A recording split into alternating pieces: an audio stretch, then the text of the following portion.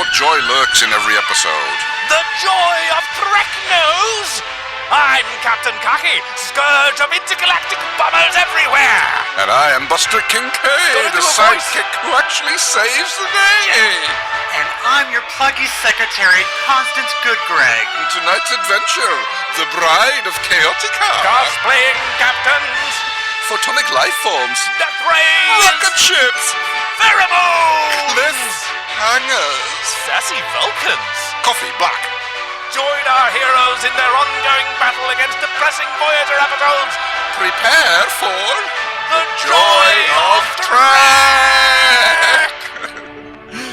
I think we did pretty well. I think we went this. Hello, everyone. Oh, can you guess which episode we're talking about today? That is right. We are doing The Bride of Chaotica, Voyager Season 5, Episode 12. Finally breaking the streak of Voyager episodes that have been recommended to us that were totally excellent and also complete bummers. Yes. Well, this is definitely a different point of view on that one.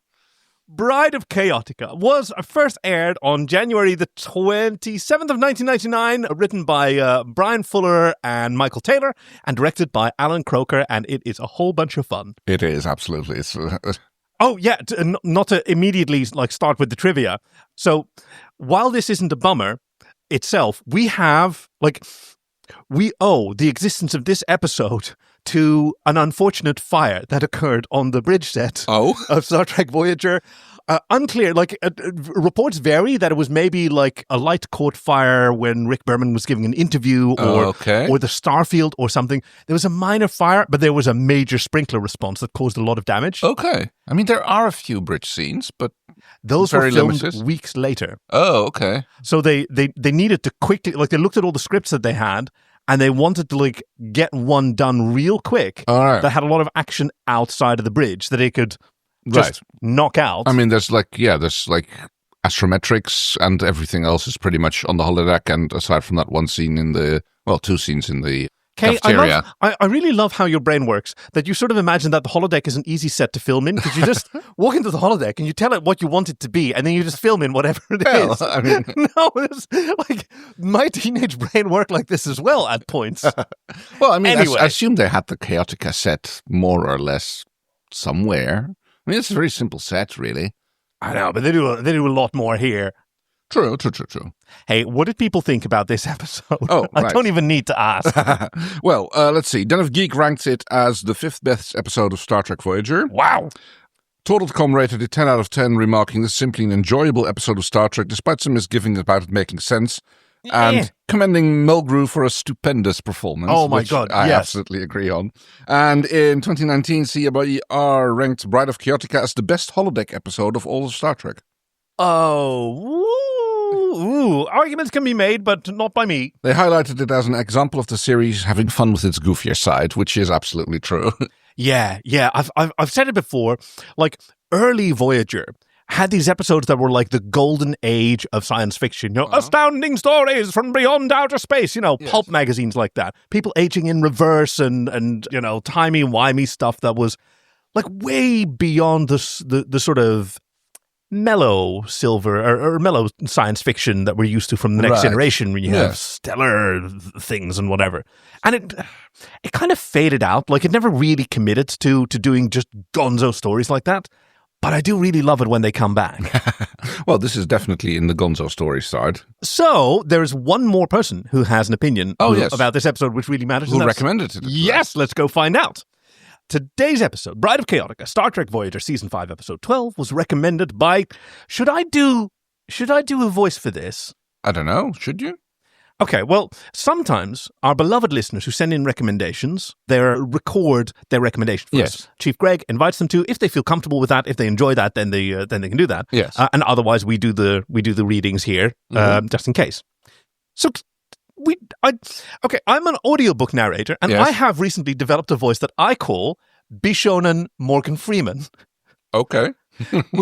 So, knowing that there's a very good chance that the recommender will record their own thing, which you will then hear instead of mine, shall I record this in Bishonen Morgan Freeman with...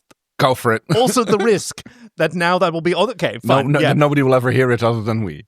Unless the recommender doesn't. Yeah, well, here you go. Okay, so Go for let's it. find out. Let's hear what they had to say. Yes, because today's episode was recommended by Tonks, Oh. friend of the program. Yes. Thank you so much. Who says, Mwahahaha! Intrepid crew of the USS JOYager and your chief. You have finally met your match, for I, Tonks, present you with this truly magnificent episode to end your Voyager woes. Where was I? This episode is a beautiful homage to a piece of media that inspired so many properties from Star Wars to Power Rangers to Doctor Who, and a legacy that Star Trek is but one of many proud torchbearers of. That is, of course, the original Flash Gordon and its contemporaries. Just like your podcast, there's no hedging of bets, as this episode spends an impressive amount of time in glorious black and white. It revels in every single moment while injecting that vibrant Voyager charm and giving us a great Star Trek episode to boot. Fantastic, often over-the-top acting, amazing wit, excellent one-liners. It gave me an appreciation of older sci-fi like Flash Gordon, Asimov's Foundation, and 60s Who. Here's to Captain Proton. Here's to the bride of Chaotica. Yes. Oh, Asimov's Foundation? I mean, okay, maybe the original books, but the modern interpretation of it is quite modern science fiction-y like. yes. Oh no. Okay, so I put off reading Foundation for many, many years. Yeah. And finally came to it, and I was hugely kind of disappointed. Yeah, I mean, I remember reading it as a teenager and kind of being like cool ideas at the time, but you know. Yeah, like the concept of psychohistory and like large-scale statistical phenomena allowing the future to be predicted sounds really great, but none of that is really in the book, and instead, it's a bunch of old men, sometimes dead, sort of mansplaining why they foresaw the future and Right. why they were right. And how it all went according to how they foresaw And it. it's just Yes. parlor scene after parlor scene. It And then is, it gets yes. interesting in the second book a little Well, bit. yes. So I really like the new version. But yeah, Tonks famously is a purveyor within their sort of circle of friends of various media. They've introduced friends to, I believe, Farscape. Oh, I'm not sure about that one. Uh-huh. But certainly, like they've encouraged friends to engage in Stargate, Star Trek, Nice. Doctor Who, like all these fantastic like eras of media that young people today, and I do believe that Tonks is one of those young people. Oh, don't tend to be as familiar with as you and I are. Right. Because, yeah. Yeah, it's a steeper sort of barrier to entry because they're not quick and sometimes they're not like good. No, there's that, yes. And yeah, I mean, like one of our friends, his younger boyfriend is like Star Wars. Yeah, I know, is aware of his existence, but never actually seen it. And I like, know. to us, that's just like, wait, what? That's- You've never, how's this even Yeah, possible? how does that work? Yeah. You're a biped. Okay, well, whatever. Then we did get to go and see the new film Wicked with said boyfriend who just Oh, well, yes. radiated emotion, and I just loved sitting next to him. Also, it was very cruel of the cinema to put an intermission immediately after the club scene. Right, yes. Because he, who's grown up as a young gay gentleman in like rural bump Sweden, Yeah. like was in tears after the scene of like glorious self-identity, and then the lights came on while he was still sobbing. Oh, Yes. Yes. Well, speaking of, there's like a little bit of imaging going on, which kind of reminded me of how they tend to talk in the Wicked universe. oh, really? How do you mean? They've got all these like explanifications and stuff like that, and Oh, yes. I mean, yeah, Elphaba is kind of Arachnia, in a way, yes, yeah, right? In the Wizard of Oz, the Sure, sequel yeah. to Wicked, one might say. yes. I mean, it's be fair to call Wicked the prequel, but yeah. I Anyway, love how you say prequel. prequel. I mean, I kind of like imagine prequel to be kind of like of a tonic of like a mineral water, you know. Yeah. Hey, but today's episode, it's Bride of Chaotica is so joyous. Now, did you watch this when it came out? Ooh, Do you like? Were I you don't into think, no, I don't Voyager? think I mean, I watched Voyager. It came out during a time when I was kind of like drifting away from watching live television. Yeah. I mean, it would have been late 90s. So, 99 even. Yeah, so no, I probably didn't watch this. I mean, I remember watching maybe the first season or two of Voyager, and then like later on, not so much. So for me, this was entirely new. I'd not seen this before. Oh, I'm so glad that this was recommended because it's just wall-to-wall joy. Yes. So I don't think there are any warp cores to eject. Let me have a quick look through my notes. Oh, is it even worth looking? No, Wow. I mean the only thing I mean I've got a few little plasma vents, but nothing egregious. The only thing is that I mean, if at all, and that's not even a warp core either. It's just like the photonic aliens. Nothing is done with them. Yeah, they're entirely in a MacGuffin for the like. They're not contacted again. They're just like, okay, problems over. Yeah, the fact that holodecks apparently still have entirely independent power supply, which cannot be turned off. Hey, what's it called? Double indemnity or whatever? Like, we can't relitigate. You can't condemn someone for the same crime multiple times. Try me. No, that's the whole point. We can't try you even. Anyway. But yeah, that's about the only thing that I've got. When I was prepping the trivia, it was like I was looking for background stuff like, oh, there was a little fire on the set and that's why this episode was moved up. But most of it was everyone just really wanted to talk about how much fun they had. No, I can imagine totally. That they knew was going to... Okay, one more thing. Oh, yeah. Which is again a little bit nitpickery, but so we have these distortions which appear on the holodeck, right? Yeah. So they're transdimensional distortions. So how come they are... what's the word again? Localized? How come they have to follow the rules of the holodeck? Because in the holodeck, the players move away from the distortions on board the ship. Yeah, we have. Okay. I will let you get... Like, you got to save that sort of stuff that's heavily context-dependent for when we get to one of those scenes. All right, I will let you re-enter that into evidence at that time. The defense, the defense. Oh no, you're the Oh, prosecution. sorry, the prosecution reserves the right to recall the witness. There you go. All right. In that case, let us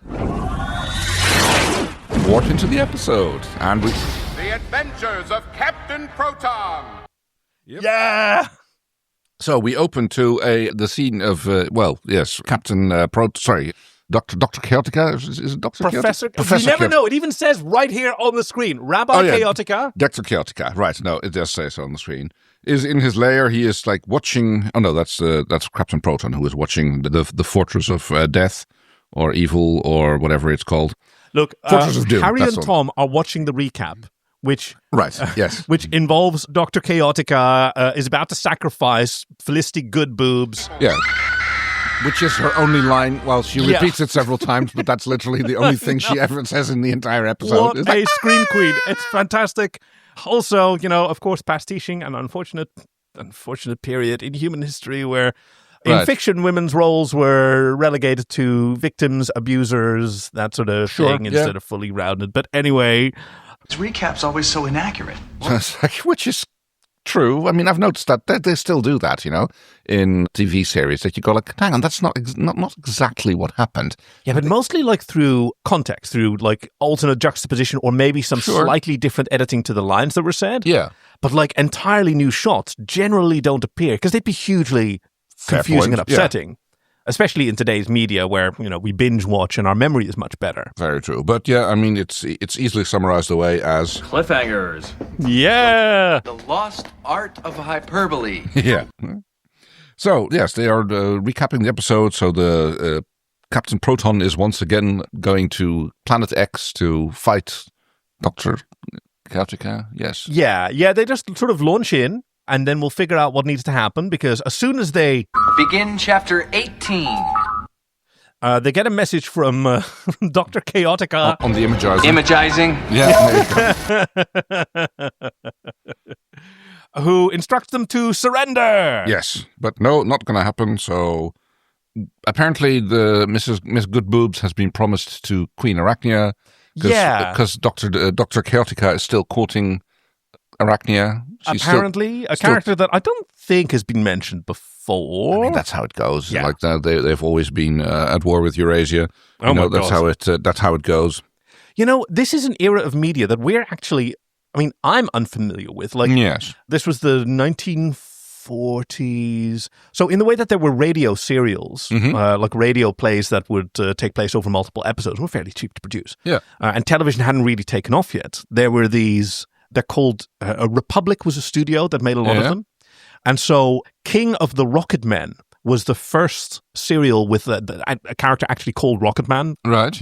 Later parodied and pastiche in various forms. And it was like 12 movies. Yeah. So you'd go to the pictures like every month or so and watch another episode. Yeah. But yeah, like I think that their sort of convention was next time and previously on didn't really have to be accurate. Fair. Because, I mean, it's only the people who actually followed the series religiously were probably interested in that. And it was mostly about getting as many people in general to go. Seats, yeah. Yeah. I guess that's where the, whatchamacallit, the double feature comes from, you know, that's... also, yeah, I mean, feature films weren't as long then. The midnight double feature picture show. I mean, that was also so Dr. X builds a creature, you know. Yes, very good. Very good reference to... Rocky Horror Picture Show. And, I thought you were also referencing what Hoshi Sato said in these lines, this is all from the opening song of the Rocky Horror Picture Show, all these lines I just mentioned. Pardon me. I thought you were mashing things up. No, this is actually... Now, that's one thing that Star Trek hasn't been brave enough to do yet. They've done musicals, Mash things sure, up? Oh. but they haven't done Rocky Horror. Oh, gosh, no. Wait, no, I take that back. Chief, please remind me to tweet, skeet, because we're on Blue Sky now. There was an image of a cast party, a Halloween party by the Star Trek Enterprise cast. Wow. Oh, yes, I think I've seen that picture. Where Scott Bakula is Frank sitting in the chair. Yes. Frank Enfurter with the makeup and the heels and everything. And Trip, I think he's got the gold wig and gold underpants and Rocky, nothing else on. Yeah, he's Rocky and oh my God. Wow. The commitment. Yeah, I mean, damn.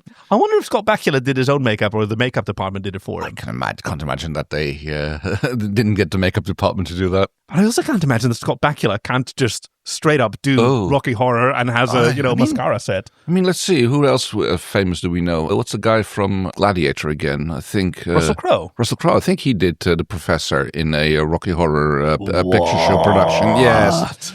Anthony Stewart Head was Frank Enfurter in a performance in London at some point. Yes. Giles from Buffy. We will eventually start talking about this episode, I promise. I mean, I have already clicked the warp button, and we are technically talking about the episode. Get on with it!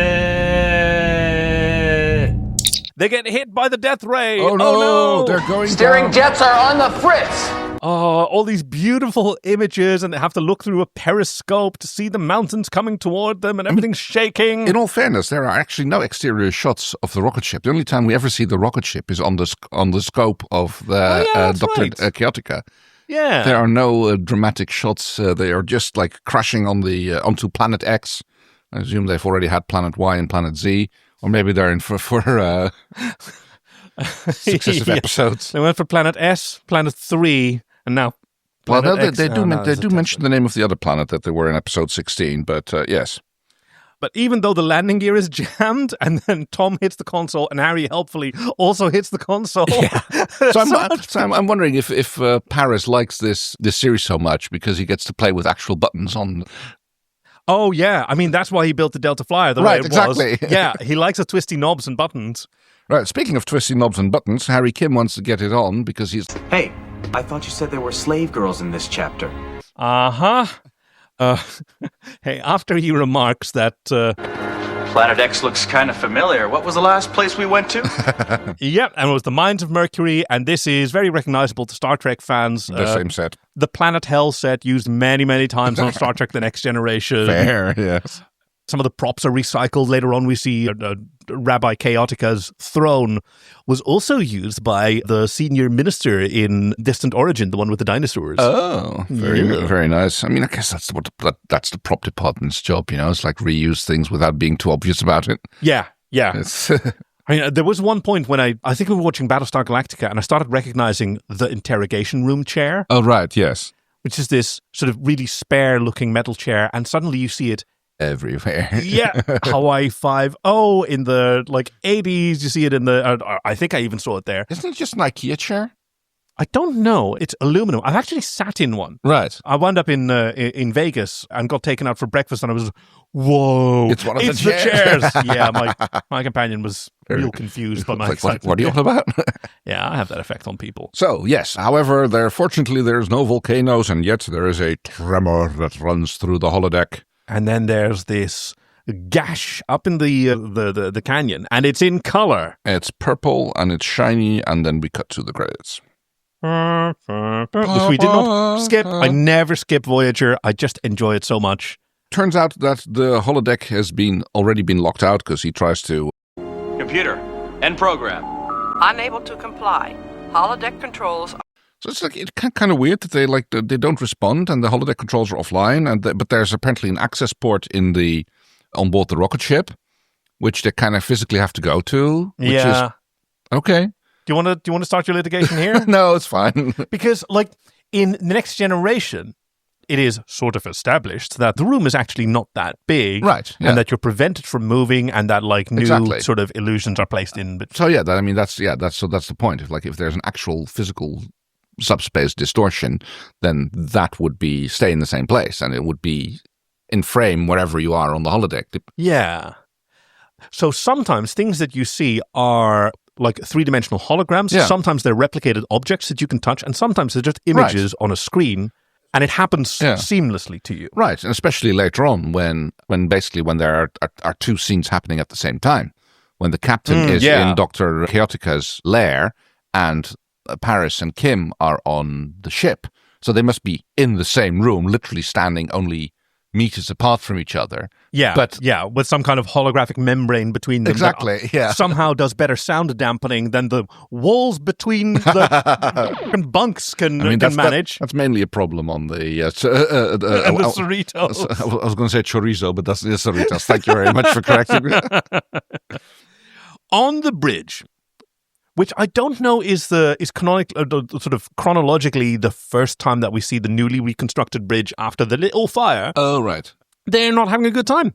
Well, yes, the ship has come to a dead stop, and it is impossible to move. Basically, we have that plot is basically trapped in a subspace rift. The plot is trapped in a subspace rift. Well, yes. I no longer have access to communications, deflector, weapons, or anything else that could conveniently move the plot forward. Yes, or the holodeck, for that matter.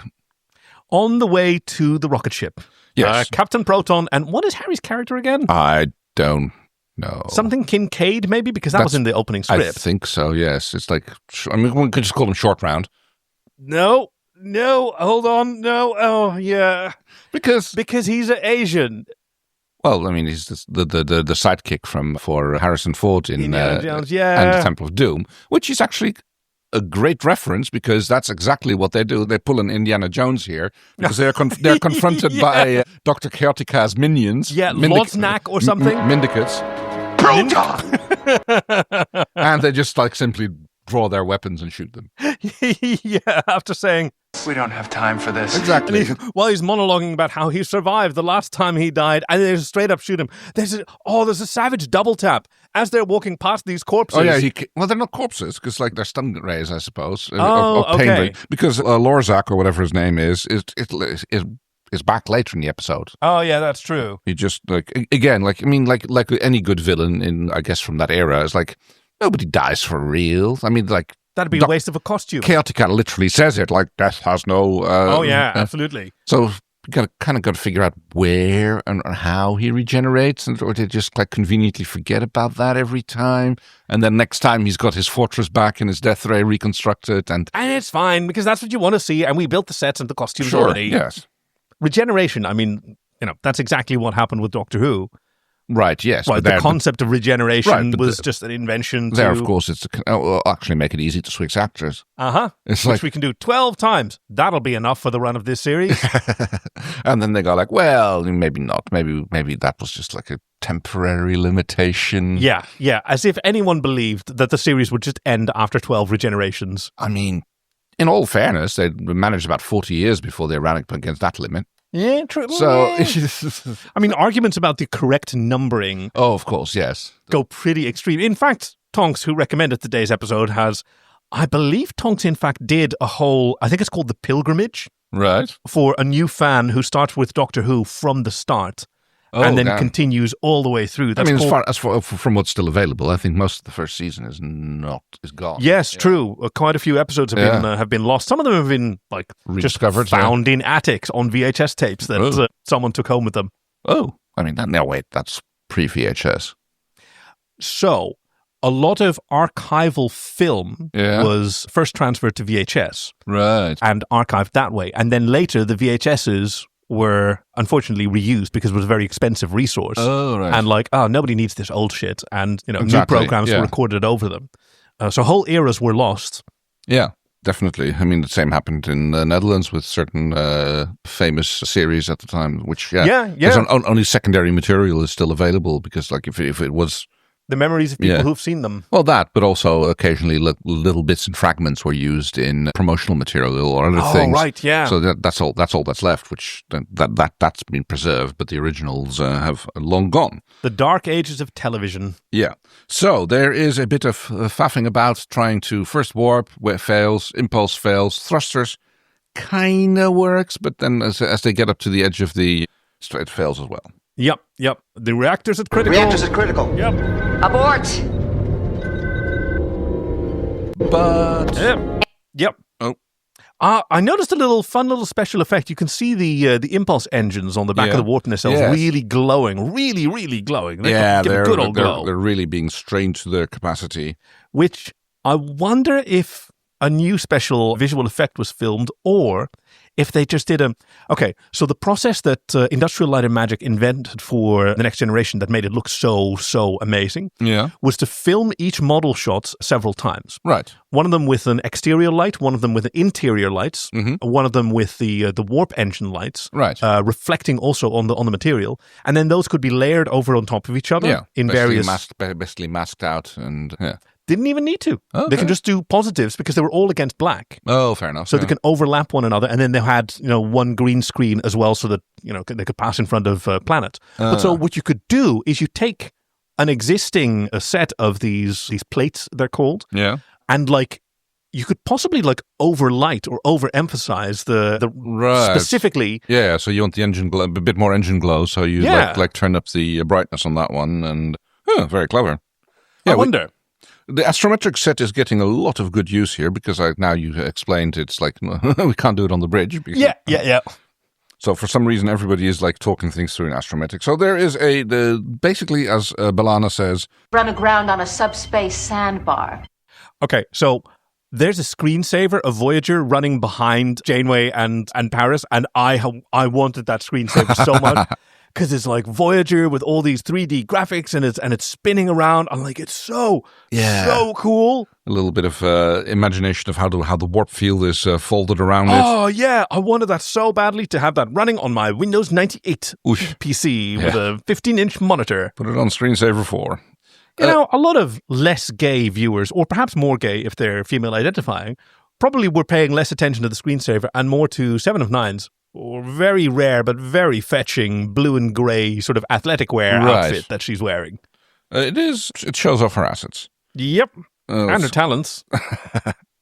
So of all of the cat suits that they shoved Jerry Ryan into, this is easily my favorite because I think this is just the one that just is the most visually interesting to look at because it is the two-tone. The silver, too much. I believe even Jerry Ryan was just that one was I was unable to breathe in that because of fabric.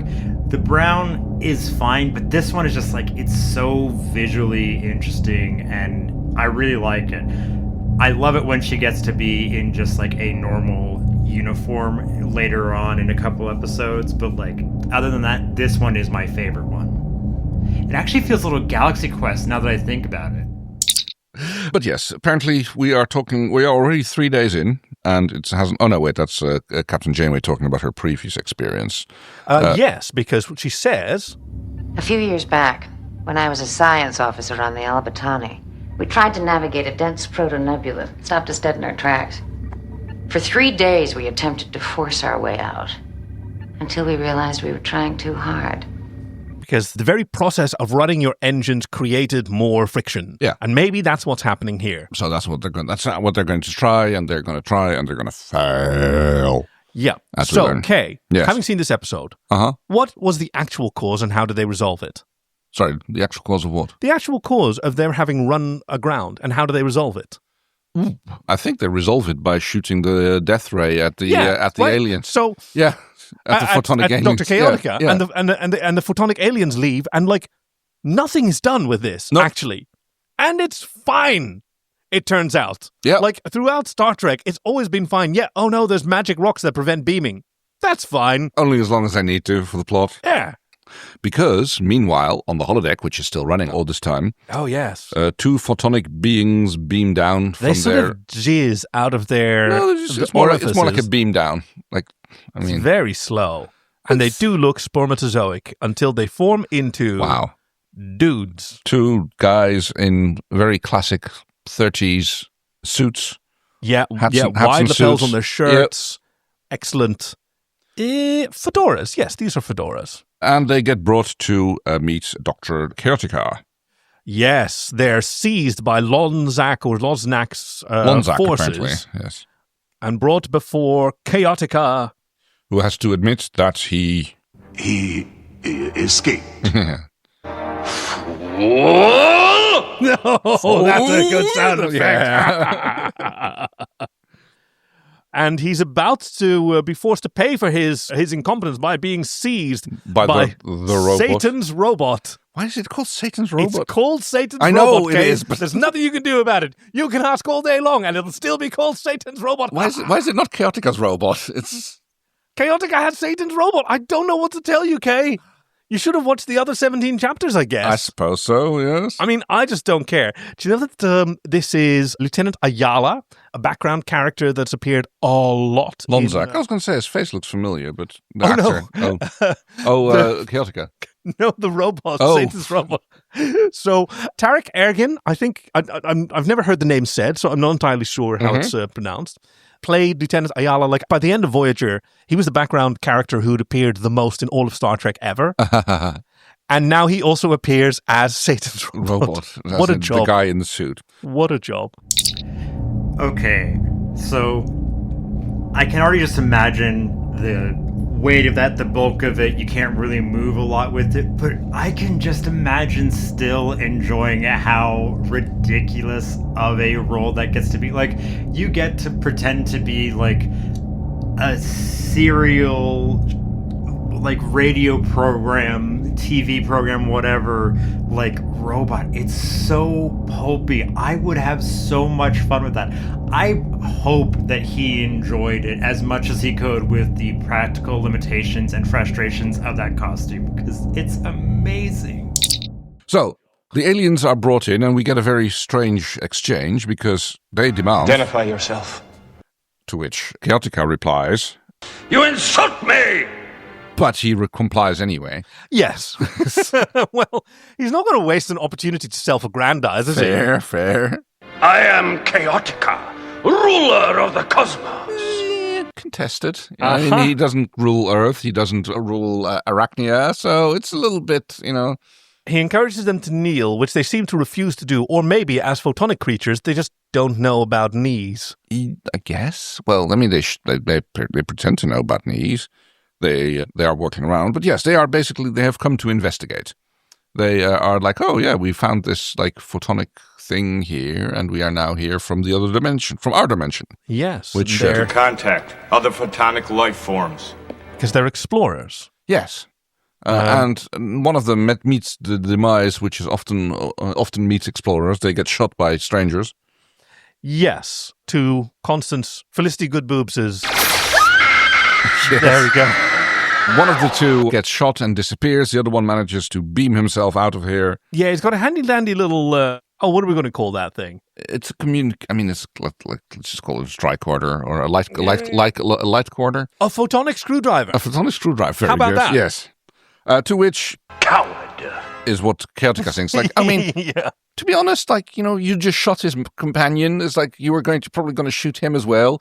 Like at that point, like accusing someone of cowardice is a bit, Yeah, that's the thing that we should disrespect Chaotica for. Yeah. That's the thing that really lets us down in this villainous character. Who, wants the Queen to join us. Invite the Queen to join me in battle. Oh my God, Together we will rain destruction on the 5th dimension. To which Felicity Goodboob says... Yes. Oh, the strain on one's vocal cords. Oh. I hope she did a lot of warm-up exercises. I mean, and sort of. Do you think that they made her do that for every occurrence, or they just replayed like a Wilhelm? I don't know. If you were this actor and her name, I looked that up the last time that we did a Chaotica episode. Chief, what was her name again? So the actor's name is Kirsten Turner, and I can already just say, having just heard it back to back very closely, not the same scream. Given that they wouldn't just let you have mannequin legs for close-ups of Picard or Riker for TNG, why would they ever just reuse? No. You're an actor. You want to do the scream again. 1, because you just want that. 2, the producers aren't going to let you off easily with that, especially not the producers of Star Trek in this era. No. You do what they say when they say. Thank you. So if you were her and you were on the set and really all you needed to do is just open your mouth real wide and the sound effect will come in anyway, wouldn't you do it anyway? Yeah, that's a very good point. It's like Ewan McGregor, you're playing Obi-Wan Kenobi. You don't actually need to make the lightsaber noises. In fact, you're told off for making we can see your lips move and now we have to CGI those. Yes. Which I was going to do anyway because I'm George Lucas. Yeah. Captain's log, supplemental. We've been spinning our wheels for 3 days now, and still no progress in breaking free of the subspace layer. Janeway is first there's a bit of get me my coffee.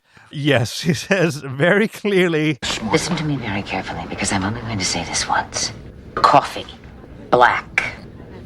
Because the ship is it's not in the best state, but even Neelix apologizes for the food. Right, yes. I mean, as he says, a little good thing there's only 3 meals a day, isn't there? Yeah. Although I think that if on a 24-hour ship, it'd be 4 meals a day, wouldn't it? Would it? Yeah, it makes sense to have meals, because if you have 4 meals a day, every 6 hours, and everybody gets to plan around, no matter on which shift you are, you can have yourself a breakfast, dinner, Yeah, because otherwise the meals would occur.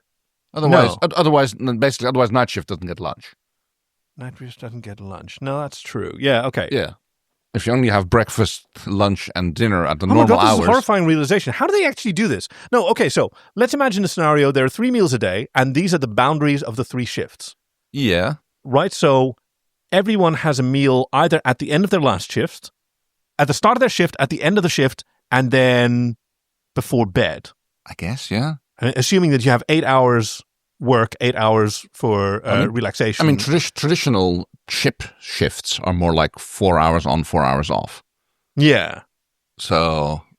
Well, in The Next Generation, it's established that they run on an 8-hour 3-shift rotation because Captain Jellicoe wants to make that 4 times 6. Yeah. Anyway, that means that every meal is someone's breakfast, someone else's lunch, and someone else's dinner. Of course, yeah. It totally makes sense if you're... So is it always scrambled eggs? It's going to be always eggs or something, isn't it? I don't know. I mean, you can have a hot breakfast, you can no reason why you couldn't have shepherd's pie for breakfast, Yeah. Also, especially on the Enterprise, there's everybody eats from the replicators anyway. There's no no chef cooks. A lot. Sure, you saw the menu. You never. No, so on the Enterprise. Not Enterprise. Oh, pardon me. Yes, right, no, you're right. You're right. Yeah, and they can have whatever they want anyway. Yeah. And of course, what I was talking about. Of course, it's not eggs. Loads of people eat vegetarian options, and sure, eggs are vegetarian. Chickens are vegetarian. Well, no, they're not. They'll eat a bloody mouse given the chance. Here comes moment in Star Trek history. A historic moment. Are you ready? Yes. We've only got 4 functioning lavatories for a ship of 150 people. The first and only time that Star Trek had acknowledged the existence of toilets. Really? Yep. It's never come up before or since. They're often missing from blueprints. Uh-huh. Just no toilets, and how do we? And sometimes they do exist. Because now I'm trying to remember the scene in which they go into what's her name's quarters, Pulaski's quarters, to retrieve some hairs from her brush, which is presumably in the bathroom. Bathroom, yes, with sonic shower and sink. Yeah. And we have the shots of... but the lavatory refers to waste extraction. No, I get it. But then we get the shots of Enterprise, the captain's shower with actual water. But I don't think we get to see if there's a porcelain throne, a toilet or whatever they have. Yeah, exactly. With the various tubes and suction devices. Yes. Scrapers and gosh, let's not go there. Star Trek never does until right this moment. They've said the word lavatory, and that's it. That's all the fans ever get. They're also down to 3 sonic showers. Janeway goes, I get the idea, and she leaves that in Neelix's capables, and we never come back to it again. No, I guess it's dealt with. I mean, like it's kind of funny how she goes like, she actually says that. I'm going to leave these problems in your capable hands. Yes, ma'am. Now, I was thinking if we drew up a schedule that... And she's like, nope, I left it in your hands. But whatever it takes. Yeah, it's like, I literally just said, like, your problem. Like, you take care of it. Which, it goes nowhere, but I love that it's there. Sure, yeah. Because I think it also sort of establishes... We're getting to see a little bit of a different Janeway than we've seen before. Actually, we get to see a lot of different Janeway, but that's going to come up later as well. Yeah. Hey, so this is season 5, and so was Night, right? Yes. Where the previous one, I think our run of really depressing episodes. So that was an early one. So there she responded to doldrums with depression and withdrawal. Right. Which she's experiencing here as well. Like, we're stuck for 3 days. Right. I mean, she just seems to be like suffering from lack of caffeine at this point rather than being particularly depressed about it all. Yeah. Instead of withdrawing, she's just experiencing stress, and she's managing it by delegating that. And like, she is listening to people, but she's also like prioritizing her own needs. I need coffee. And she's like expressing her emotional state. That's much healthier, really. True. Yeah. Good bit of growth there. They are almost successful in escaping the rift by using the thrusters. And takes up time. Nice and slow. But as they approach the boundary barrier, they are stopped anyway, and they detect weapons fire. Source. Unknown, but they look like weapon signatures. Unknown, but somewhere, and Tuvok managed to find it. Oh, it's on the holodeck. That's, Wait, what's going on here? So quickly to the holodeck to figure out what's going on. It's Tuvok and Paris. Tim Russ was so excited to be able to go to the Chaotica sets. He was really envious of the other actors who got to go to these sets in the previous episode. Yeah. I get to have fun. He gets to keep his uniform on. But as they're walking through, indoor Vasquez rocks, what's all this? It appears that a battle took place. There's all these corpses piled up high, including Felicity Goodboobs. Yes, and also the comment he makes. Holodeck programs don't normally run by themselves. Except this one's been running for 3 days straight, and they've something that they've apparently been neglecting for 3 days straight while they were working on the other. It has its own power supply. It doesn't even show up on your monthly budget. Clearly not. No, and it's clearly not run by AWS. Oh, wow, yeah. Like, oh shit, we left the holodeck running. Oh, that's going to be a wicked bill. And Tom remarks, this doesn't make sense. She isn't supposed to die. She's one of the good guys. Yeah, it's like in these serials, good guys are not supposed to get like injured or die or... Oh, Tuvok gets to be a little sassy. I'm sure you two were very close. But she is a holodeck character. But they find... Satan's robot. Yep, don't worry about it. This is where Paris gets a little bit of begrudging respect from Tuvok. As he's like, oh, you seem to be very good with this old technology. Yeah, I think he's really being unironic when he says... Your knowledge of this technology is most impressive. Yeah. Although it's kind of weird. It's hard to tell. Yes, well, it's Vulcans, like, he's probably writing a dissertation. And Satan's robot comes back to life. Intruder alert! Intruder alert! Tell us what happened. This is where they realize... There's not supposed to be alien invaders in this story. That's in... Captain Proton versus the Cosmic Creature. Invaders from the 5th dimension. And they go, the subspace distortions. Ooh. So yes, robot takes them to the subspace distortions, which which are firing photonic charges. Somewhere, presumably the Mountain of Doom, which gets viewed on the view screen of the astrometrics lab. Again, yes. Pardon me, it's imagized. Yes. Although Tom Paris first wants to. I want to check my rocket ship first. I'm going to spend some time with the imagizer. My rocket ship, yeah.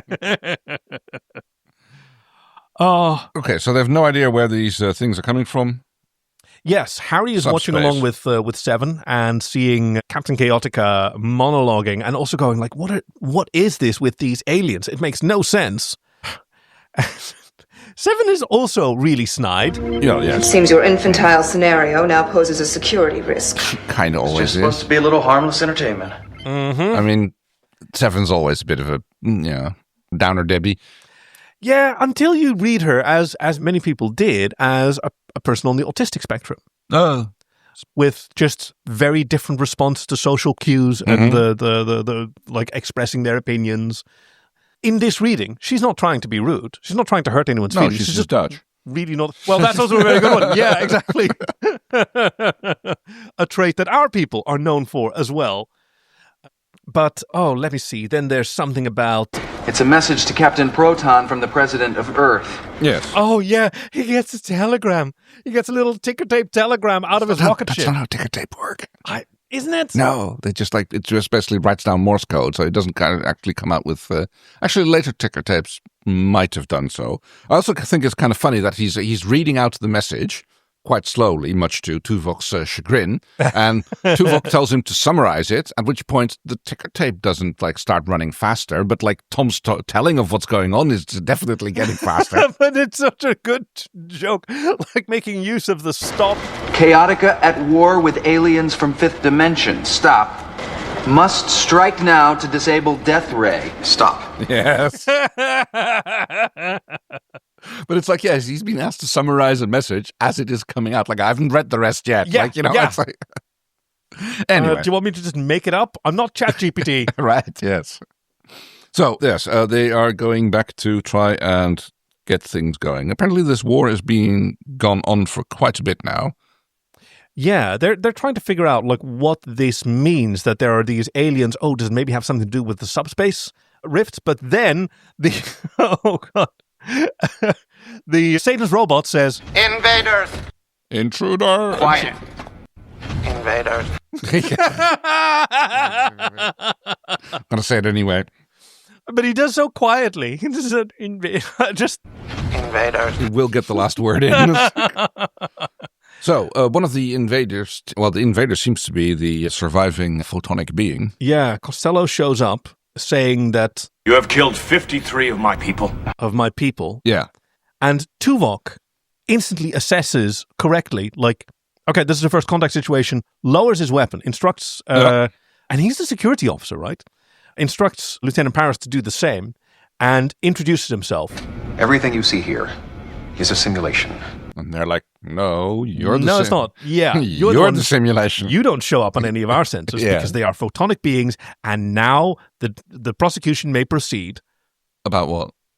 Because your point was, why do the photonic aliens have to obey the weird, bendy rules of the holodeck? Yeah, absolutely. Because I actually have a defense for that. Yeah. Maybe the holodeck functions by treating light to essentially non-Euclidean space. Okay. So leaving photons to essentially travel how they naturally want to travel and bending them rather than creating multiple different illusions that replace one another. Okay. And so in this model, for a photonic creature to be a 3D rendering and then pass into the wall makes perfect sense. Okay. Right? And then the wall, rather than being a display like you or I are used to, it's more of a two-dimensional, I guess like a little diorama. I mean, usually speaking, photons don't interact with each other. That's the beauty of them. They kind of pass through. Yeah, that's the whole thing. The whole wave for particle things. You don't have two photons bouncing off each other. I mean, that's what No, that's literally what interference is. What's weird about photons is that they can interfere with themselves. Yeah, but you don't see photons bouncing to each other. I mean, if two photons going in opposite directions, they'll just pass through each other, and they'll briefly form a combined wave. Right, yeah. And then just keep going on their merry way. Well, anyway, they will interact in the way that waves interact with one another, or sometimes the way that particles interact with one another. Anyway. Wibbly-wobbly confusing. But they realize that they can't convince this photonic life form that they are also life forms. And the discussion is cut short because Satan's robot decides that, like, no! Citizen of the fifth dimension, you will be destroyed. Yes. And starts attacking the photonic creature, who then quickly runs off. Yep. Fires a shot in color at Satan's robot, who... Damage, require maintenance. Help. Help. Help. It's so pathetic. And Tuvok and Paris just walk away. Like, screw that thing. Yeah. But, like, they also don't kick him off the ship or move him at all. They just accept that that he is there, Shezoid I guess is so. just there suffering. Also, this is a being that experiences the universe. It's sentient. It's a robot. It's sentient. It's clearly experiencing the universe. Marvin the Paranoid after Oh, my God, yeah. So, now is the time to form a plan. Let me get this straight. Okay, so transdimensional aliens, and everyone's so sassy in this scene. You've got Tuvok just casually sitting back on the table. This is a very kind of sexy pose. And Janeway is very... Oh, no, that's later on. I mean, she gets a little bit here as well. She marches around a lot. Yeah, absolutely.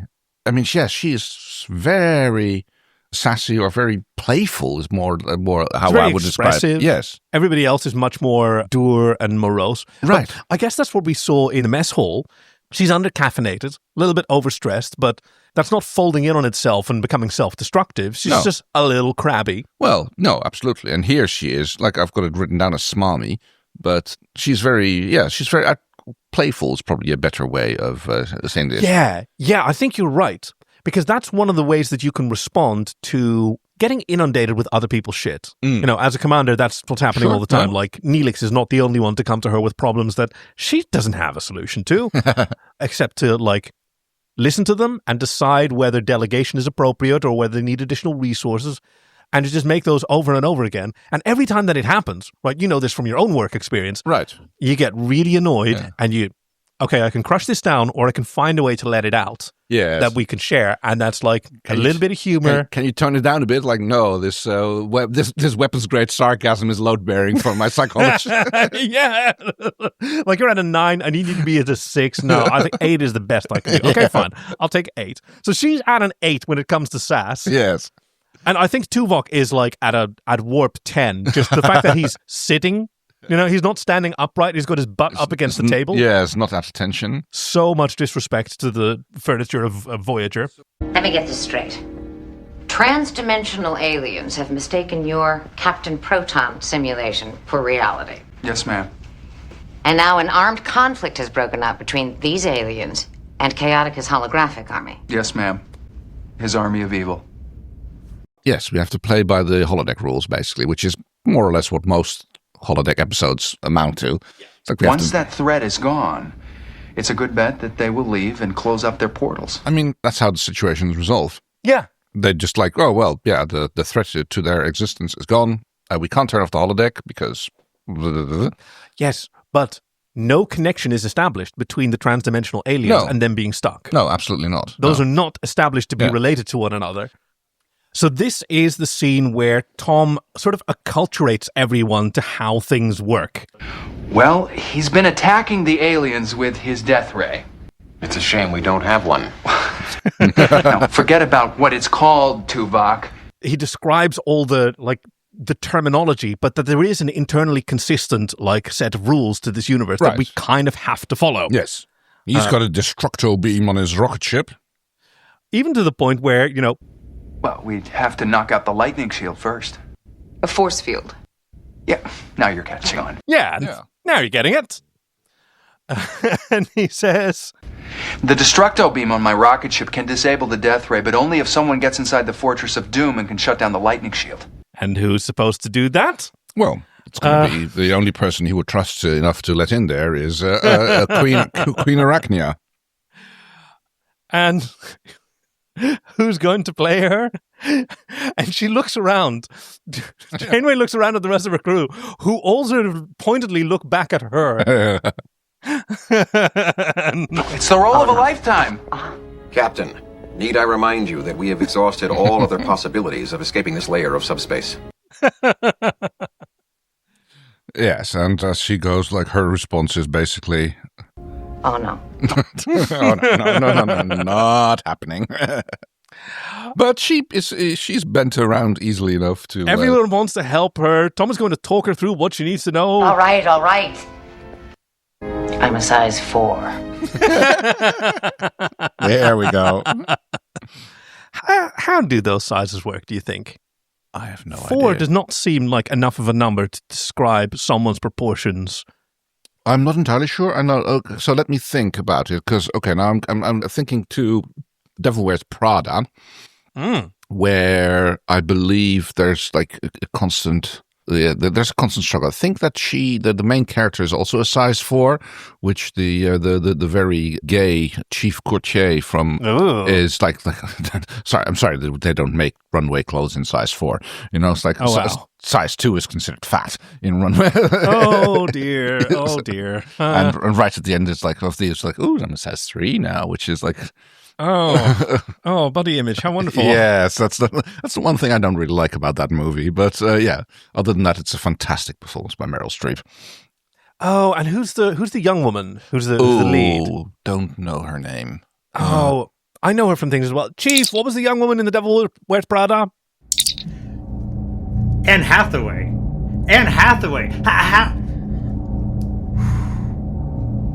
The answer, Cocky, is Anne Hathaway.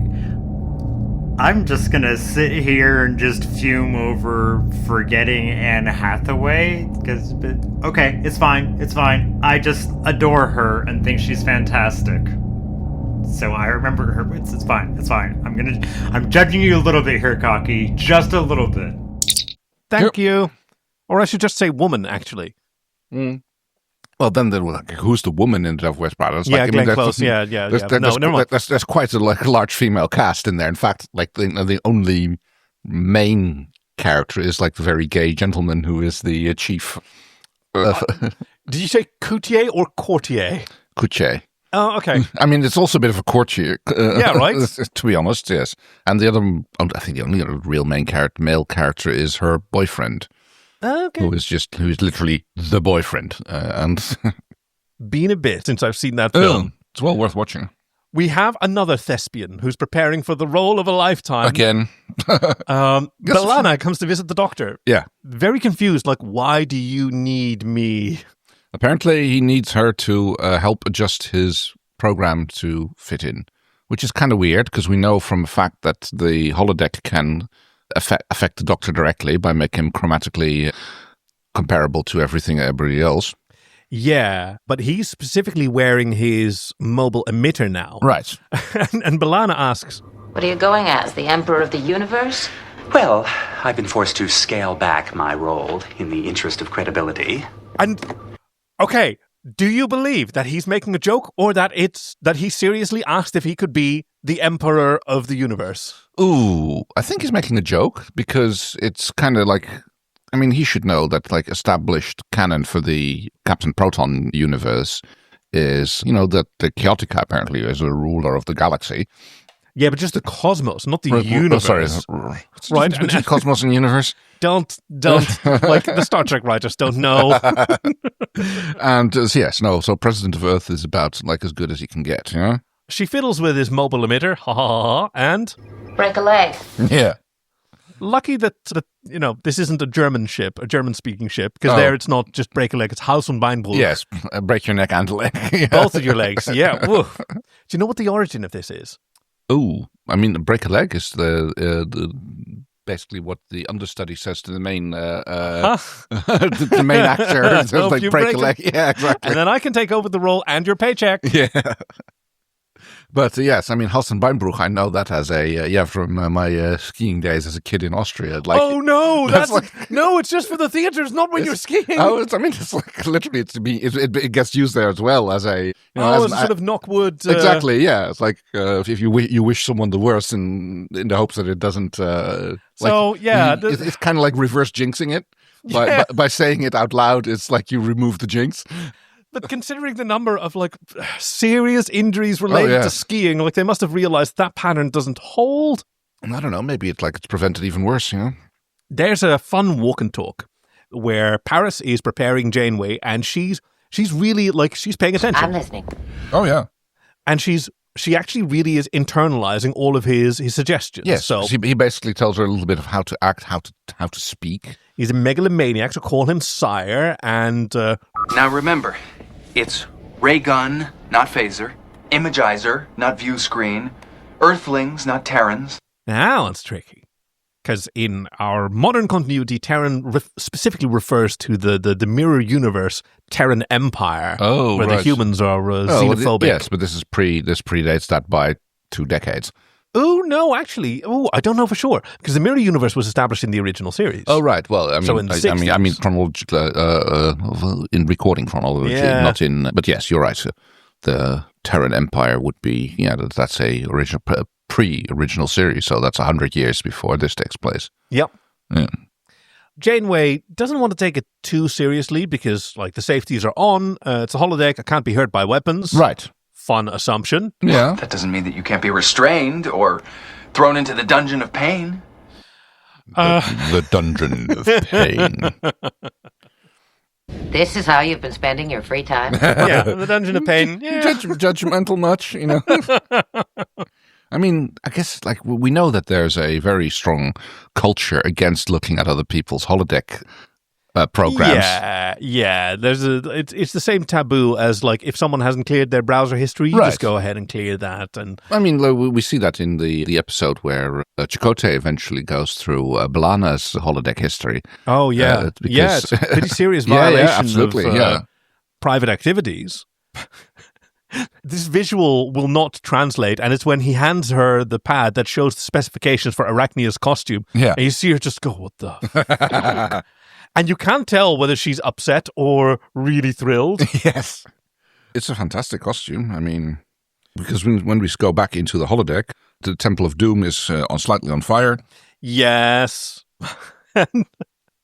Okay, finishing the sass, she gives him a little salute when she says, "Okay, thanks for the briefing." And he says to her, "And remember, you're the queen." Yeah, it's such a Hollywood thing. And yes, in the damaged Mount Doom, we still have the Rabbi Chaotica sort of marching back and forth.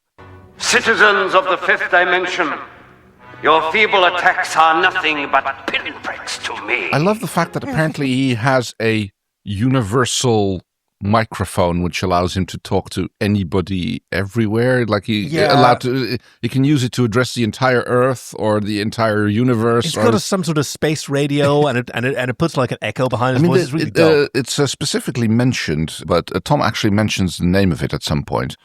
You'll have to use Chaotica's broadcast microphone. So her main mission is to be able to lower the lightning shield. And she has tricks up her sleeve. She has to, because so does he. Yeah. Including, if you have trouble with Chaotica, or you can't get to the death ray, you can always uncork the pheromones. It's just did you just say to me? Because apparently in chapter 16, she sent him a bottle of pheromones, which she has kept by.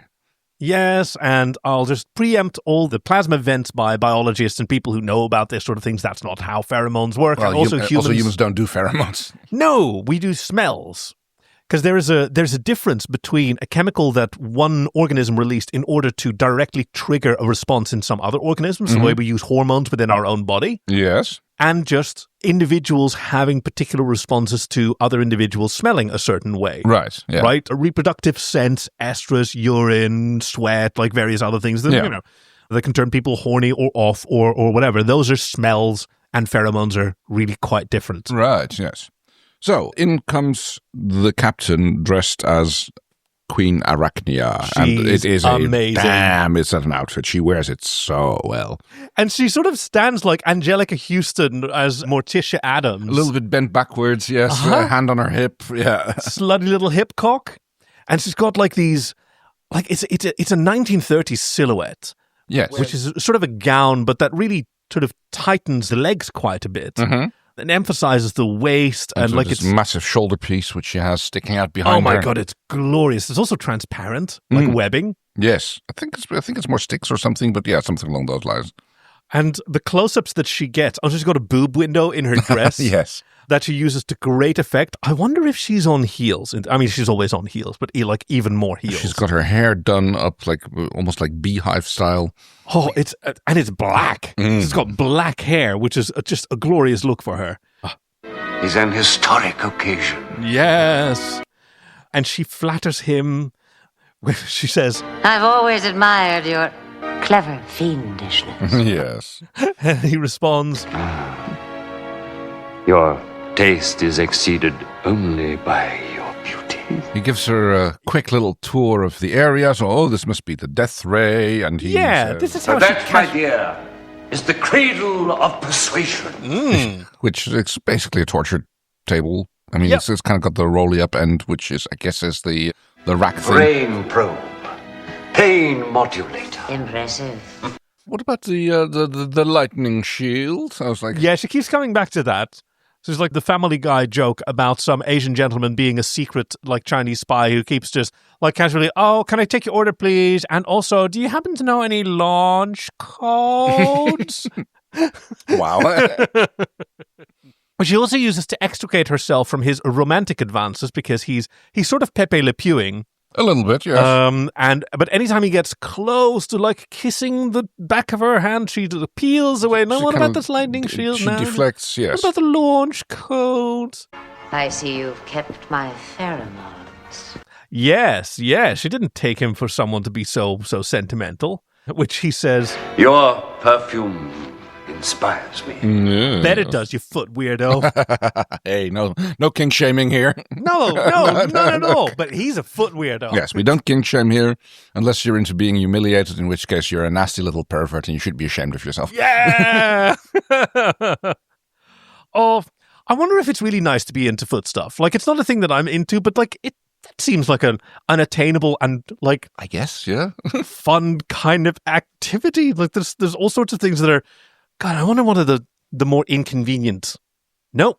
No. That's not good. No, I thought, I'll go on a little sort of sex positive like run, but it really quickly delves into, I forgot that text had a lot to do with bodies, and bodies are kind of, they're all over the place, aren't they? Yes. Thank you, Kaki, for always giving me just choices on what I'm editing, how these... Okay, that's fine. It's fine. Everything's fine. We're all good here. How are you? So she gets to sit in his chair, and he promises... She says... Somehow I feel comfortable here. Yeah. She sits in it the same way that she sits on the bridge. Yes. Crosses her leg. Yeah, hands on the consoles. He promises her a throne of her own, encrusted with jewels and silks. But... Your Majesty seems overly concerned with romantic matters when there's a battle to be won. Yeah, good going. So go ahead and lower the shield. Be a darling and lower the shield for me. My forces want to pay homage. Spider ships, I guess. She's making it up as she's going along. However, the lightning shield prevents them from approaching your fortress. They'll just go into battle. Yes, but... My soldiers wish to pay homage to you. I love the way she drops her voice to go homage. Yes. He is not convinced. I mean, he is a good villain in that regard. It's like as if I lower the shields and even an ally might choose such a moment to seize my throne. And just look at Kate Mulgrew's face when she's sort of responding to this and like, oh no. You don't trust me? You don't trust me? Yes. But there is one way you could earn my trust. Marry me. All right, and everybody in. We're doing the wedding. And you see her just rolling her eyes. Yeah. Like, oh no. And yes, well fine, we'll do this wedding. And don't forget to deactivate the lightning shield. Yes. So my subjects may witness the blessed event. Her eye rolling is audible on these sheeps. And they trot off that this is the historic day. The day you become Bride of Chaotica. And then the President of Earth appears in the form of... the Doctor. Yeah, he's got a look that sort of reminded me of his later appearances in Stargate Atlantis. Okay. Where he's International Oversight Committee. Also the President of Earth? No. Well, he's kind of dressed the way the other photonic beings are, basically in a 30s suit and a someone who's different kind of hat. familiar with 30s couture would immediately recognize the vast differences. Of course. Between, like, I don't know. I mean, he seems to have double-breasted, but it's not pinstriped. He's wearing an emblem on his lapel, or on his breast pocket, which I assume is just like the earthy empire, the Terran. Oh, yeah, you're right. Yeah, he's got a sort of badge of office. He's wearing a hat that I don't recognize the shape of. It's not quite bowler. Oh, no, definitely not. But it's also not fedora or trilby. Yeah, like it's a more too much brim for a trilby, and it doesn't have the pointy bit at the front. No, and yet it's also like not so circular to be a pork pie hat. No, definitely not. Chief, what kind of hat is the President of Earth wearing? I love questions like these where I can really just kind of go ham on weird, random little topics. So I went down a rabbit hole. I think this is a fedora. So yes, I did initially think, okay, is this a bowler? It's not quite a bowler. It's too wide for a bowler. It's not a derby. Maybe is it a Homburg? No, it's not a Homburg. The shape is just completely wrong. I think this is a fedora. Yes, fedoras typically do have like the point in them. They typically are shaped like that. However, I've seen multiple pictures of fedoras, definitely, decidedly fedoras. Like the rest of the brim is the exact same shape as other fedoras, but they're just kind of rounded, like on the top, without the firm points that the fedora is typically known to have. So I believe this is just a fedora, just not shaped the same way that other fedoras more typically would be seen as. Ooh, I can't wait to find out. Right? Yes. Ooh. So he manages to summon one of the other photonic beings he uses their photonic screwdriver to call them back. Good callback. I'd forgotten that's what they were. Which he returns as a sign of good faith, because the other photonic being can scan the Doctor and now sees someone who's real and makes sense to him. Your people and the people of Earth have a common enemy. Chaotica. The one and only. But the only person who stands a chance is Captain Proton. Yes. Defender of the universe. Scourge of intergalactic evil. And a competent medic to boot. But don't say I said so. And what we need from you is to cease your photonic attacks so that he can approach and leave it to us. And just fuck off out of the plot and not come back. Exactly. Go do your own thing. 53 of your citizens have died, and we're just not going to deal with that. We're not going to tell you the truth. No, we're just going to go sort it out, and we will be gone. And I think this is the last time we see them, isn't it? Oh, yeah. This is a huge disaster. This is terrible contact. Oh, yes. I mean, yes, we have discovered true photonic beings, presumably naturally photonic beings rather than the Doctor. Yeah, and we're leaving them with the illusion. We're not going to convince them of the truth. Like, this is something, the sort of core message of Star Trek, if it has just one, is that conflicts can be solved through understanding. Mm-hmm. Right? So many stories result in this. Right, yes. But here, the conflict is resolved without understanding. Yes, I mean, the photonic aliens are just like, they're just an excuse, basically.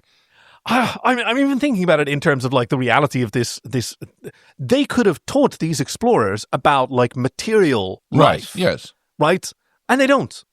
Even like the Doctor, whom they will listen to, could have told them and doesn't even try. Or, is instructed not to try. But so, yeah.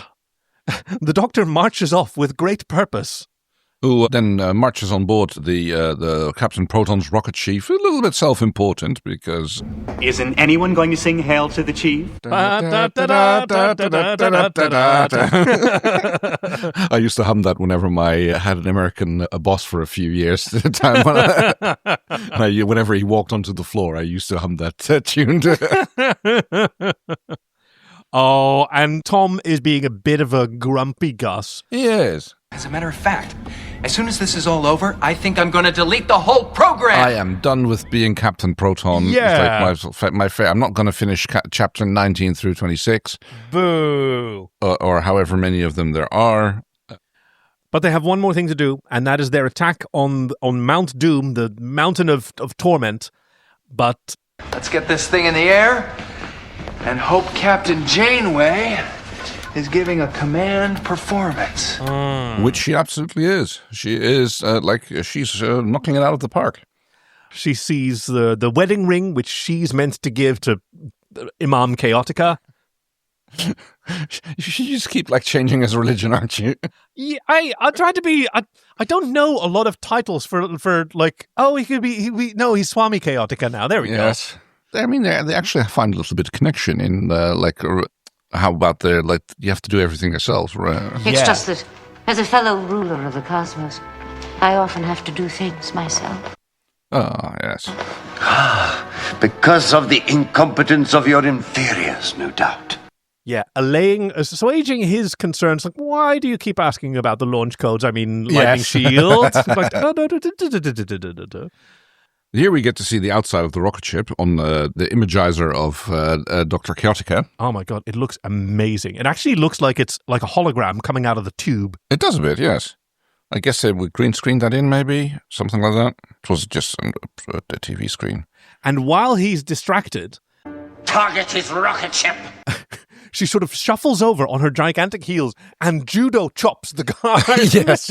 It's just such a decisive judo chop. Yep. Chaotica immediately reacts. You have betrayed me. And calls her... You impetuous harlot! Yes. Unfortunately, she falls for his trap because she steps into the big central emblem on the floor, which have... The confinement rings! Aha, he presses a button on his belt and suddenly she is trapped. Caught even! It's a cool special effect. And he does the sort of diabolical thing. Oh, don't worry. I wouldn't kill my bride. Not until after our wedding night. Dirty lech. Yeah. Gross. And the weapon is fired. Destroy Proton! Yeah. Oh no, the rocket ship's been hit. Oh no. Well, I guess the captain ran into some trouble.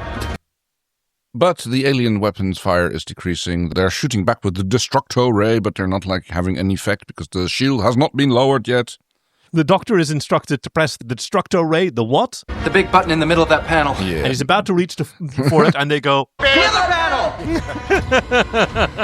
And meanwhile, Voyager is being sucked deeper into the rift. Oh, yeah. Again, a bit of threat which never really materializes. Well, here... Alien weapons fire is increasing. It's causing the distortions to grow larger. Ah, okay. So they were supposed to stop shooting, weren't they? Yes, but they saw that the lightning shield was still up. Right. I guess. I mean, we don't get to see any of this. No. But it does establish, a connection between what the aliens are doing and them being stuck. So that's nice. Janeway brings out her little vial of pheromones, but unfortunately, just as she does that, Chaotica walks away from the death ray and is replaced by his first in command. Lonzo, or Lonzak, or Lozniak. Lozniak, there we go. Dave Lozniak. Okay, there we go. Oh, now it's his turn to Pepe Le Pew. Yes, he gets you can literally see the sort of stink the lines. Waft of, the waft of the pheromones tickle into his nose and beckon him over towards the captain. And he floats up in the air, and with his toes twinkling, he glides over toward Arachnia. And now we enter a curious rift of our own, because at this point, my diabolical technology had apparently run into a little boo-boo, and there are no more subtitles printed on these sheets. I was wondering about that. I thought my sheets weren't sheafing anymore. But your sheets are sheafing. There's just no text. Oh. So now, the show's gone in black and white, and we're going into the silent era where we have to guess and remember what the fuck they said. Oh dear, that's going to make it hard on us. Phase 2, welcome. I could not have planned this better. I could have almost planned this as a prank, but unfortunately, so we're now faced with this grid of black and white images where people are mouthing various foulnesses to one another. Your beauty is maddening. Entangle me in your web. And Swami Chaotica notices and becomes incensed. Idiot! But she's relieved Steve Wozniak of his dignity and his ray gun, which he uses on the weapons. You can step in at any time, by the way. Like, is this a solo mission? Am I on my own? Sorry, I had to reload my GIF, so I was... Okay, no. Which I had just started doing because I had noticed the fact that the subtitles were gone, and I figured it was a problem on my end. Oh, no. So therefore, I initiated the procedure of reloading the GIFs. She demands that he turn off the death ray, which he does. Well, no, he demands that he turns off the lightning shield, the controls of which are on the death ray, I noticed. Oh, is that how yes, it works? That's wow, how it works. I had no idea. Yeah, so apparently in all her probing and prying, she hadn't managed to figure out like where the actual lightning shield controls are. But they are on the base of the death ray, because that's where Dr. Demento manages to turn off the... And once done, she phases him. I don't know how to tell you this, but the wedding's off. She runs over to the broadcasting microphone. And her run is wonderful. Yeah. And she does the same sort of whip crack of the cable that Chaotica does as well. Yeah! Manages to signal to Captain Proton that the lightning shield is down. You may commence your attack on the Death Star. Oh, wait. Yeah, which he does, and you have the president of the universe sort of hovering by the button. That's his only job, and he's going to do it. And as he presses it, they manage to target the weapon. The death ray, the destructral ray manages to shoot the death ray. Yes, and Zapatique fry Dr. Demento at the same time. Sorry, yes. Dr. Chaotica. Because Mother Superior Chaotica had sneakily been trying to use the weapon, but by his own petard he is hoisted and he is electrocuted to death. Well, not to death. No, because he has plot armor. Because she wanders over to him and goes like, I was about to say Captain Proton to the rescue, but I see you have everything under control. I like mine better. I think it's like, have no fear, Captain Proton is here. And she stands up and she's still gesticulating like Morticia Adams. She's amazing. Yes, the Dr. Demento gets his final last words in. Death, as you know it, has no hold on me. And we get a fade out. It's like there's a little beepy sound from the Imaginator coming over, and it shows that it is the end of the episode. Question mark?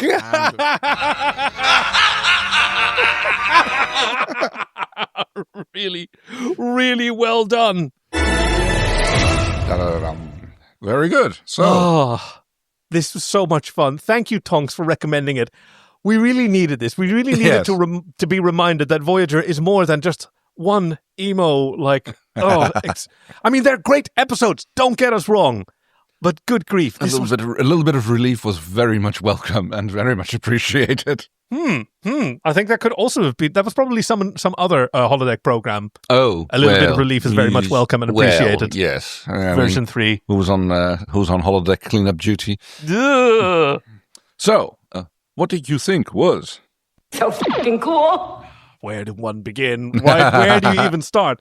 I mean, there is a universe in which there wasn't an unfortunate fire on the bridge, and maybe Bride of Chaotica just didn't get produced. Oh dear! Right, it was pulled ahead.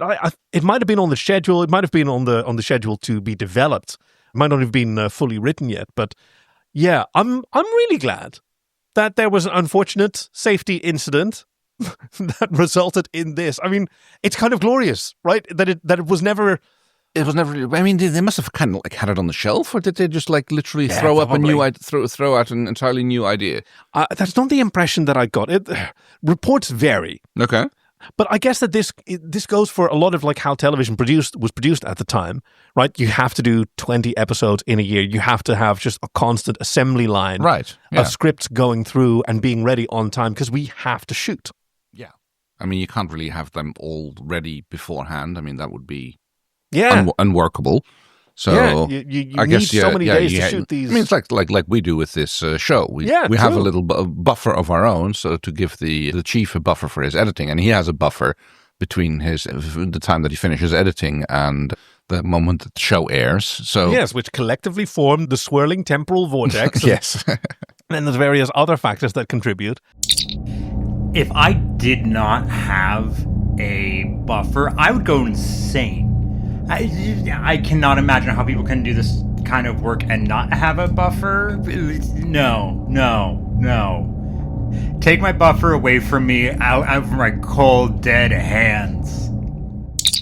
I think my favorite thing is just the daring to do a golden age of science fiction, or I think it's even called the silver age of science fiction now I think about it. that makes sense, silver screen and all that. Yeah.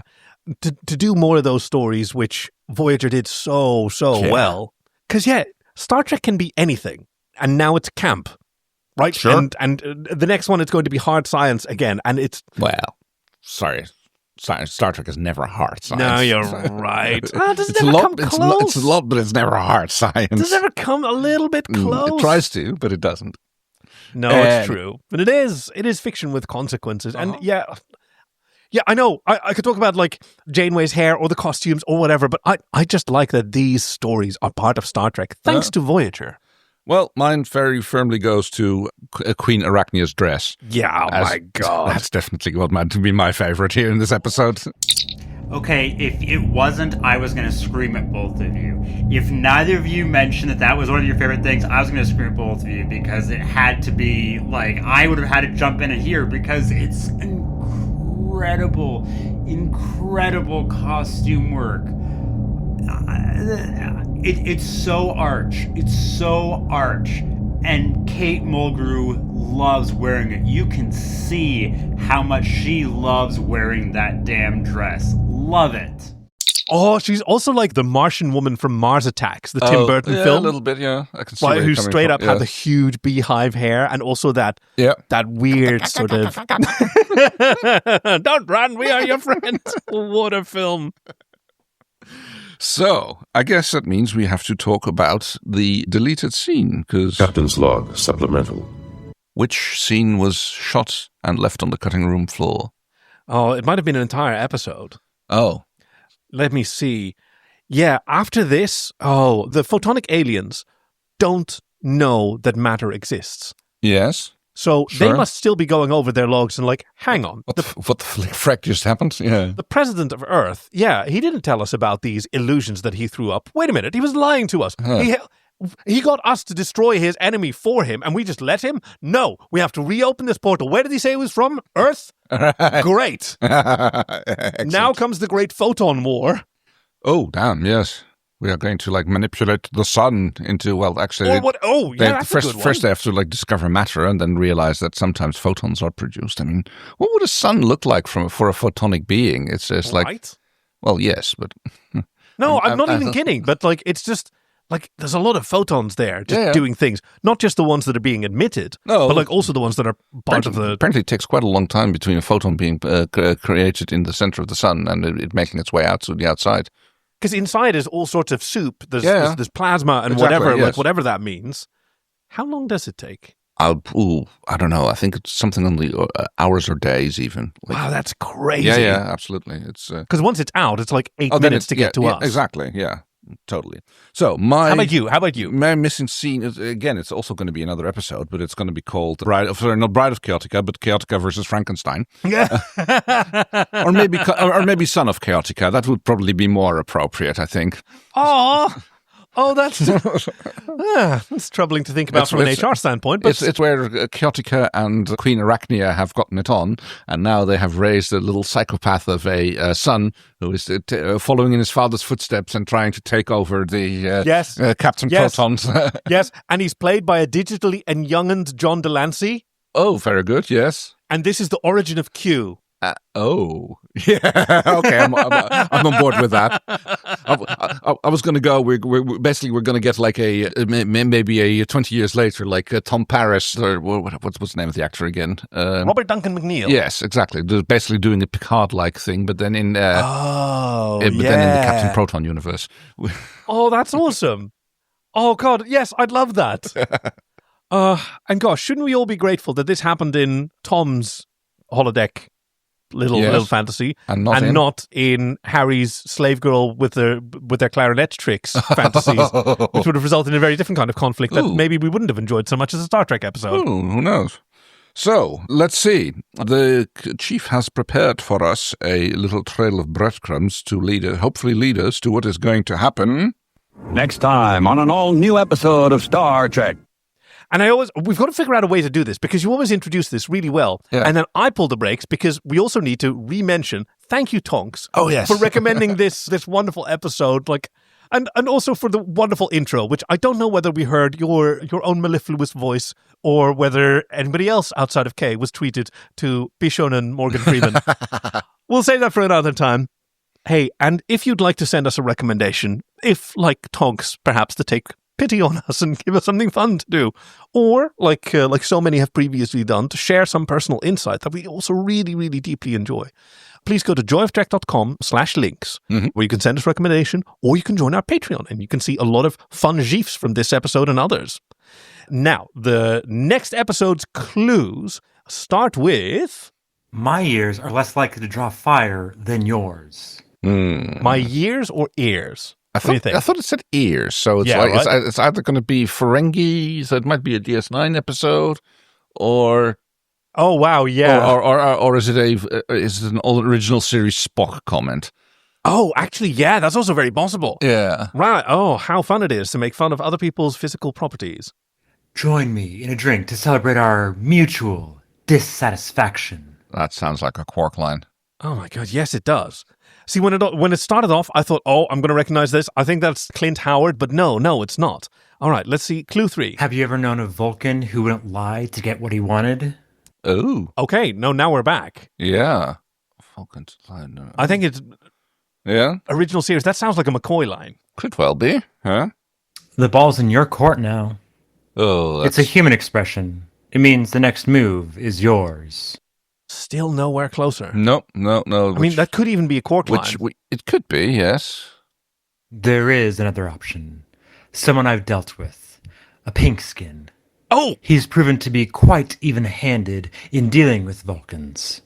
His name is Archer. Yeah! Oh. Enterprise! It is Enterprise, yeah. yeah. Oh, wow. Yeah, pink skin is the slur that Andorians use for humans. Right, yes. Which I guess is because mostly Caucasians staff Starfleet at this point. I mean, yes. I mean, like, Hoshi is Asian. Yeah, and Travis Mayweather's like, what the fuck? I'm right here. Yeah. All right. Oh, I'm curious. What are we... Well, clearly, yes. Let's find out. Oh, we are back with Jeffrey Combs again because the episode is Enterprise 215, Ceasefire. Ooh, I don't remember it at all. No, I don't think I made it that far into Enterprise, so it's a new one for me as well, and I'm looking forward to seeing it. Yes, absolutely. So, I guess now we know what we're going to be doing. No, next week we'll be doing another story reading. And also looking forward to. The week after that, it will be Enterprise, and that only leaves us with one thing. I'm leaving Starfleet. Energize! We hope you've enjoyed this week's episode with your friends Kay and Kaki. Production and editing by your chief engineer Greg, and music by Fox Amore. Join us next week for Wearing Your Colors, the fanfiction reading, followed by Ceasefire, Enterprise 215. Visit joyoftrek.com/links to send us your recommendations, support us on Patreon, or to find us on Blue Sky. We'd love to hear from you. Thank you for listening to The Joy of Trek, and we'll see you out there!